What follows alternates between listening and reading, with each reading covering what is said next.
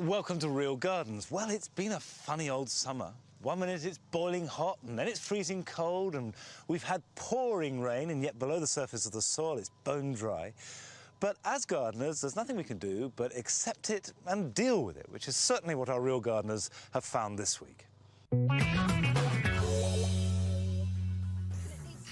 This week, Anne-Marie is pulling rank in the Cotswolds. You trying to tell me how to lay gravel?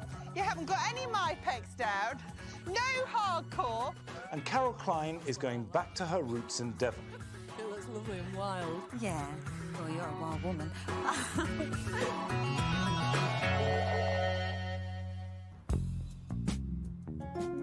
The countryside around Huddersfield in West Yorkshire is still lush and green after our wet summer. On the edge of one of the old industrial villages, Adam Waterman raises organic vegetables on his 3 allotments. Adam grows his produce on raised beds covered with horticultural paper that are the cutting edge in organic gardening. He always has something unusual to show me. Hi. Hello, Monty, my friend. Now, I put the straw down. Oh, thank you very much. Thank you. So how are you? Very well. You? I'm fine, yeah. Why are you tying those up? Well, they're starting to get to a size where I don't really want the wind to start taking out the tubers. They'll knock them away. But I thought the whole point of Jerusalem artichokes was to absorb the wind and act as a windbreak. It'll still act as a windbreak, but I think they could look quite nice as well. I never grow them to eat because they're so flatulent. A night in with the boys. You wouldn't want a night in with me after Jerusalem artichokes, but they look very healthy, don't they? Yeah, they're nice looking plants. They were left. When I last saw Adam's allotment in July, many of his plants were behind, but now they seem to be catching up. The kale and broccoli are branching out. The artichokes are ready to eat, and the potatoes are in full bloom. Our first task today is to earth up the potatoes. Usually soil is ridged up to prevent the tubers from going green, but in Adam's no-dig garden, the soil is replaced by straw. So how thick do you want it on? About 4 inches, 5 inches, about that. Basically to cut out the light. And the paper doesn't do that? No, not quite enough. Last year I didn't bother doing this, and I suppose about maybe 5%, 10% got green, the very top ones. And what do you do with the straw when you finish? Well, I'll either compost it, or I might cover the asparagus in the winter.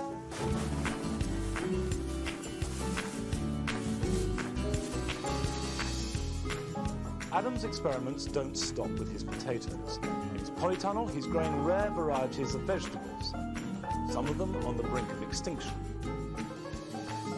Now, why have you got me grovelling down here, looking at these scrawny melons? They're scrawny. They're lovely little classic heritage melons, these. These are green nutmeg melons. Right. And then I have Blenheim orange over there, and I don't want them to cross-pollinate, which they would do if I left them to insects to fertilise. OK, so you've just got 2 of them? Just 2. I only got 3 seeds. And then, really? Just that few? Yeah, so I'm down to 2 plants. OK, so they're very precious? They're very precious to me, yeah. So that's why I hand-pollinate them. All right. Yeah.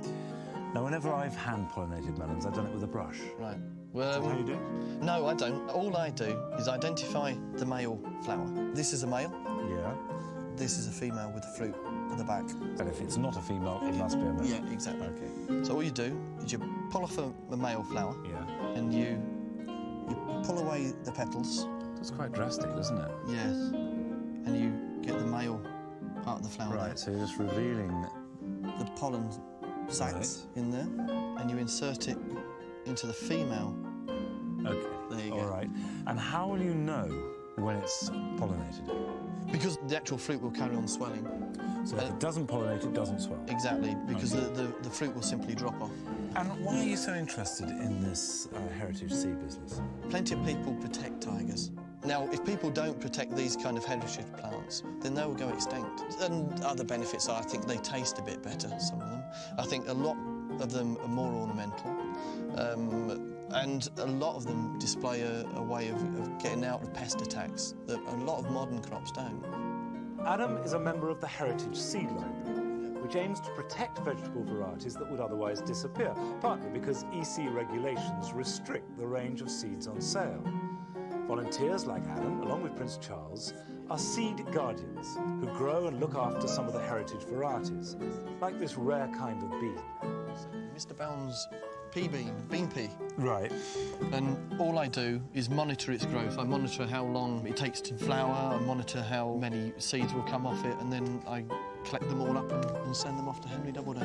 They're trying to develop a gene bank of organically raised plants. And do you have to send all the seeds back to them, or do you allowed to keep as many as you like? I'll keep a couple of dozen for myself. And you're allowed to do that? I think so. I think so. It's good enough payment, isn't it? You can send some to me. I'll send some to you, Monty. Don't you worry about that. Seed guardians are required to keep detailed logs with photographs, recording exactly how much work is involved in caring for each variety.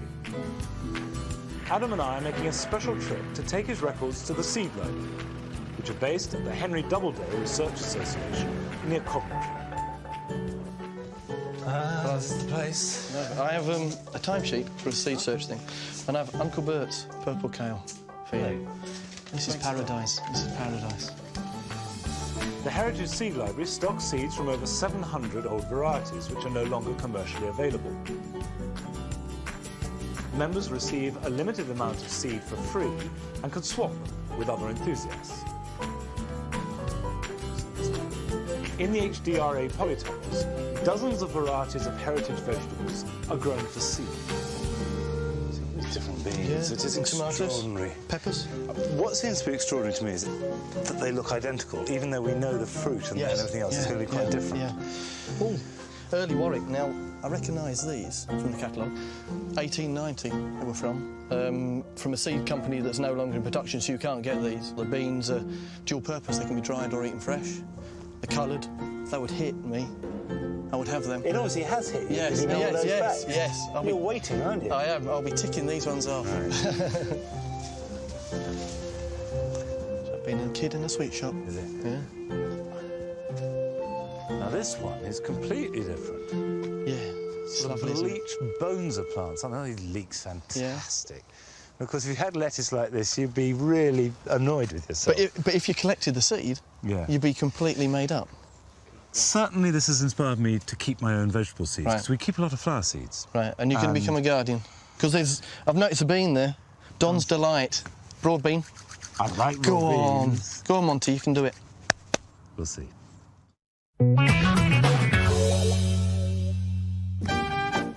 Since Anne-Marie first visited Dilys Wilson 3 weeks ago, they've rebuilt a dry stone wall and constructed an arbour. This week, Dilys has a new plan to create a kitchen garden, or traditional French potager, by introducing new structure and plants. But she's achieved a lot since Anne-Marie was here last week. So, come and see what I've been doing. Oh, Blythe, you've been busy, haven't you? Spent some money, a little urn, in my potager, but I'll come on to that in a minute.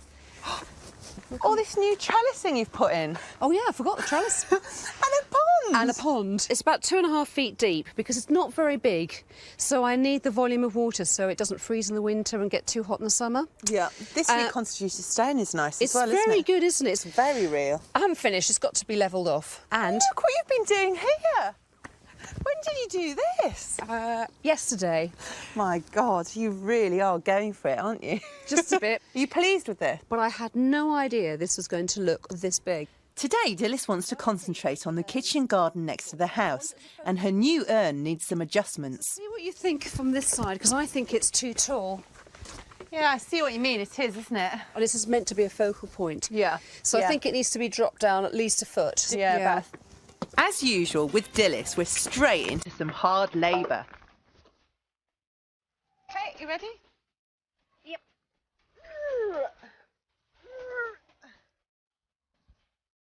You can dig a bit faster than that, can't you?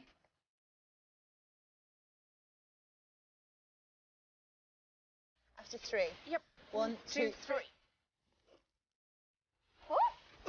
What? Getting the position and level of a large garden ornament right is essential. If the urn is badly positioned, it could upset the symmetry of the whole garden. Brilliant. Well, that's pretty much sunk it.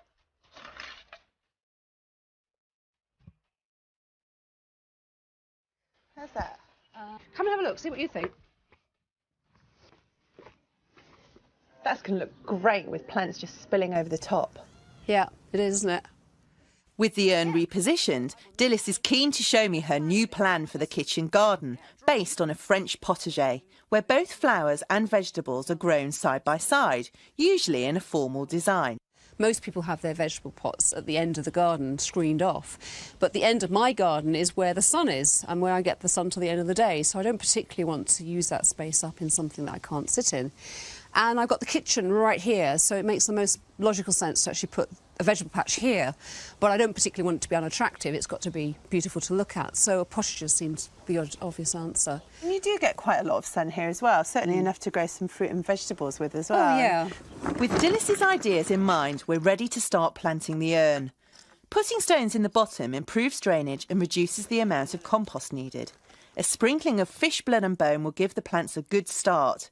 And instead of flowers, Dilys has chosen strawberries. I think this is an excellent idea. Well, it's a bit different, isn't it? A bit funky. It's nice. And you see this? This has got a runner coming out of it, and the runners will just flop over the side of the pot. So you'll get all strawberries dangling out and new plants actually growing down. You know the best bit is, you know What? the problem when you grow them on the ground is you always have a slug problem? No slugs! Absolutely. Before we plant the central bed, we're digging in 2 bags of compost. I can hear the soil going, mmm. Dilys has chosen to grow a varied selection of salad crops, herbs and flowers, all of which will grow very fast at this time of the year. I love these dahlias. They just make me giggle. They're immensely fashionable again now. How about the flowers going near the urn? Well, I think we should use that lettuce in a row around the outside because it'd be easier to crop then. You can cut the young leaves off and it'll sprout back up about 5 times over the season. We want it to be fairly random, but I just think that'll look really nice. Yep, let's go for that. Dahlias first then. Quite tight.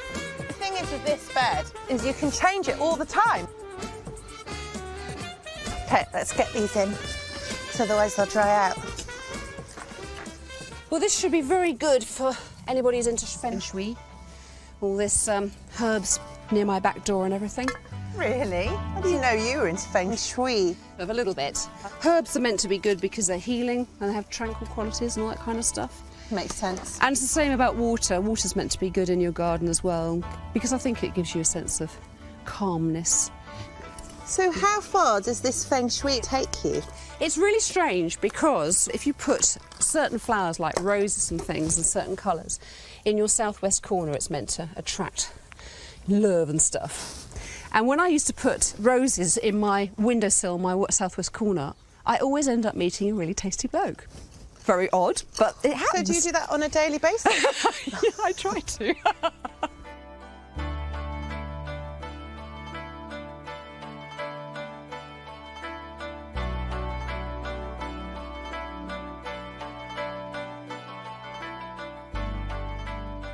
Is that it? You think this is finished, don't you? Yeah. I've got another job for you. What? How are your muscles feeling? Come with me. To cover the bare earth around the completed potager bed, Dilys has chosen Newbury gravel. The flinty browns, greys and whites will complement the sandy colours of the Cotswold stone walls. I reckon it needs to be about an inch. Much more. You trying to tell me how to lay gravel? You haven't got any MyPex down? No hardcore? I don't know. I think we should go and have a look from upstairs. Do you? Yep. OK. My beach. It's funny, now you've got sun plants in, you're just itching to get more, aren't you, Yeah. actually? And that's a real oasis in amongst all of that gravel. Well, aren't you pleased that you're not going to be here later this week when I do the rest of the gravel around the pond? Too right.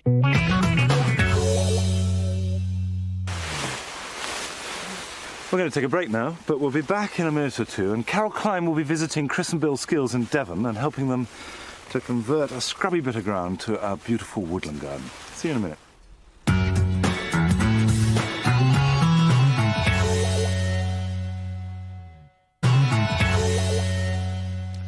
Welcome back. Now, it's high time that you were propagating your strawberries if you haven't done so already, because they're putting out runners all the time, and these are perfect plants for next year. Get a 3-inch pot and fill it to the brim with a nice loose compost that the roots can establish in. It doesn't have to be very rich because they're not going to be there for long. Put them under the runner, either sink it in the ground or, like Adam's garden, if it's no dig, just prop it up in the mulch. You put the runner over the centre of the plant and then pin it in position. It'll root very easily, but it does want to be held there. And a pin either side with some bent wire.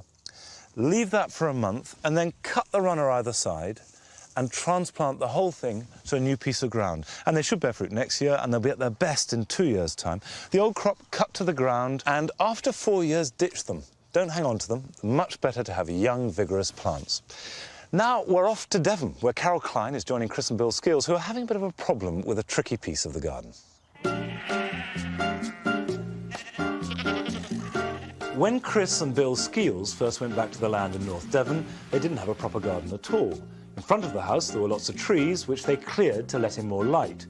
Recently, they've also done lots of hard landscaping around the house. Carol Klein has been helping the couple to bring the garden together. On the south side, the three of them have planted up a wildlife pond and a bog garden.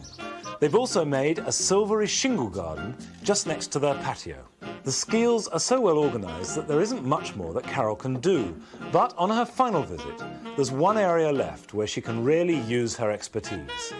In front of the house, there's still a shady patch under 2 beech trees that's got Chris stumped.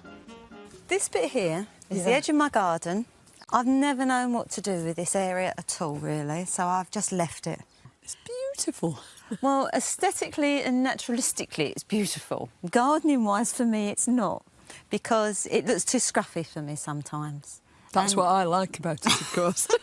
It looks lovely and wild. Yeah, well, you're a wild woman. But I'm only semi-wild, I think, maybe. Yeah, have you got any idea of what you want to put in here already? I'd like some evergreens. I've got some rhododendrons. We've prepared a bed, and I've got some wild plants that I've kept from other parts of the garden. And I thought then that with some of the shrubs that I've got, I could mix it all up and have a nice combination. What do you think? I think the whole point about most of the wild things is that they really would prefer this kind of area, you know? In the roots of trees. I mean, that's where they grow, that's where they come from. That is a real surprise, because I thought that under this beech tree here was so dry. I mean, I know there's things growing there, but I actually wouldn't have put anything there expecting it to live. Well, let's see how we get on. I think some of these would be perfect under there. So you're going to have your ornamental bit there and your wildy bit under the tree. Where shall we start? Please. I know where you want to start. Can we? Because there's quite a lot to do there, isn't it? Yeah. And I'm dying to investigate these boxes and see what's in them. You do that, but it's got a bit chilly. I'm going to go and get the cardies. All right. Chris has kept some wildflower plants and bulbs in trays while they've been waiting for a home. Before they go into the ground, they need dividing, and I'm starting with some primroses. I feel like a camper. Oh, look at this. Gardening in comfort. A little bit of comfort. There you are. Colour coordinated too. But of course. Thanks, Chris. You've got hundreds and hundreds of little primroses in here. I knew you'd be excited. Yeah, it's good, isn't it? I mean, initially it looks like just one clump, but just look at all this new growth. And each one of those is going to make a separate plant. And it's just the right time of year to divide them too. Shall I just tip this right out? Oh, do you want to put it on here and then we won't lose anything? Yeah. Ready? Steady. Go. This is gorgeous. I'll just shake this off. Sorry. That's okay. Rough old business gardening, isn't it? You read this in the books, don't you? And you, when you actually do it for the first few times, you think, oh, I'm going to ruin it. I'm going to tear it to pieces. Yeah. And it actually is good for the plant, isn't it? Yeah. You've got to be rough to be kind. So would you leave those roots as long as that then? No, I think it's really important to trim them down a bit, because if you bung that into a hole, it's bound to go round and round and round, and those roots are never ever going to take hold. But if you trim them to about the sort of length of your palm, you'll encourage the growth then of new little fibrous roots, and this time they'll go straight into the ground that they've got. Give it a kick start, won't it? So what about I trim and you carry on with that hard job? Yeah, that sounds a fair deployment of labour. There you go. Thank you.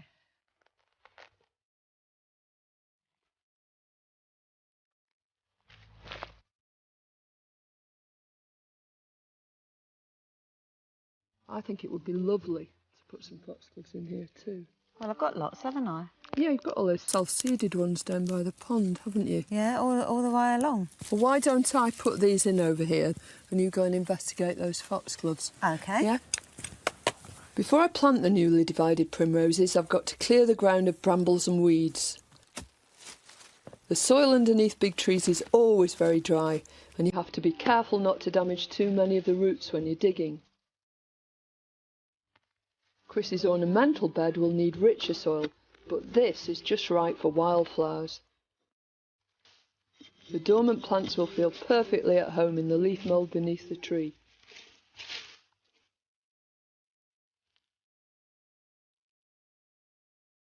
Foxgloves have seeded themselves all over Chris's garden. They're biennial plants, developing their leaves in the first year of life and flowering in the second. Although this year all we'll see from these young plants are furry leaves, by early next summer they'll be flowering their socks off.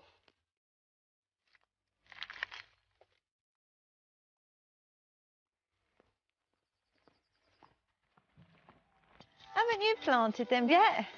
Yes, I have, but you can hardly see them. Your foxgloves are good, though. These look magnificent, don't they? But they've got to be planted straight away because they were in the clay and there's hardly any mud with them. Look, they're really bare. Yeah, but they've got those fine fibrous roots. And this soil is so shallow, they'll just spread out, I'm sure. I could see that when I was digging them up in the bank. They really sort of spread out. Yeah, that's what most woodland plants do. You know, nearly everything lives in the top sort of inch or two of the soil because there isn't any more. Too much competition from tree roots. What's in those boxes? Is it bluebells? Yeah, when we had trees here that we had to take down, these were all living quite naturally underneath them. Right. And I know that you're not supposed to leave them out the ground, these bluebells. You're supposed to plant them instantly if you do have to move them. So put them in these mushroom boxes so that they could be in the earth. And so I knew where they were. Right, exactly. So you kept track on them. Yeah. But they'd look marvellous under here, wouldn't they? Mm. Oh, look at the bulbs. We can just fling them around and plant them wherever they Where fall. they land. Yeah. I mean, both the bluebells, the foxgloves and the primroses will seed around anyway. I'm beginning to see Yeah. that this could look nice. Could.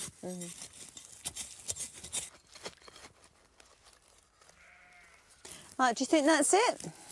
Yeah, I think that's about all we can do for now and wait for spring. I've managed to take up all our time with the making of this wild part of the woodland garden.